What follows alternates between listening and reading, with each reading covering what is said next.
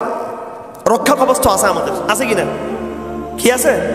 তাবিজ আছে না? তাবিজ, এখানে তাবিজ আছে হাতের মধ্যে, কোমরে তাবিজ, এটা নাকি?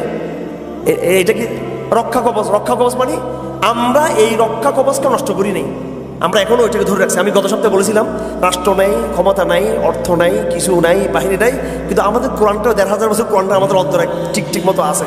রাষ্ট্র নেই, জনগণ আমাদের আছে। জনগণের মধ্যে অর্ধেক মোনাফেক, ৩ ভাগে 2 ভাগ ধরলাম, বা প্রগতিশীল, হাফ প্রগতিশীল, সংশয়বাদী, নানা বাদ দিল, কিন্তু একটা বিপুল পরিমাণে যে তৌহিদবাদী জনতা মুসলমানদের আছে, সেটা অন্য কোনো জাতির আছে নাই। একবারে পৃথিবীতে যদি আমি ধরি 10 কোটি যদি মুসলমান দিকে তৌহিদবাদী একেবারে, এটা কিন্তু এটা কম না, কিন্তু এই 10 কোটি লড়াই করবে ইনশাআল্লাহ, ঠিক কিনা? আপনারা তো বলেছেন মুসলমান কয় কোটি? 200 কোটি, 150 কোটি, 170 কোটি, 180 কোটি, 150 কোটি মুসলমান বলবেন এখন 150 কোটি মুসলমান, তো অর্ধেকে তো এখানে মোনাফিকদের কাতারে এখানে, রাগ করিয়েন না। আর আমরা আপনারা যারা আছি আমাদের মধ্যে অর্ধেক গাফেল, অলস, কেমন এল করো না, ঠিক আছে? নামাজের মধ্যে গাফেল, কোরআন শরীফ তেলাওয়াত করো না, তো হিসেব করে পরে কয়েক কোটি হয়ে যাবে।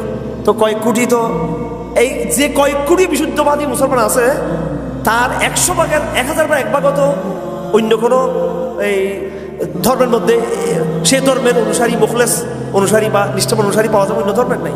সব মুশরিক, অন্য সব ধর্মতে শিরকে ভরে গেছে এখানে।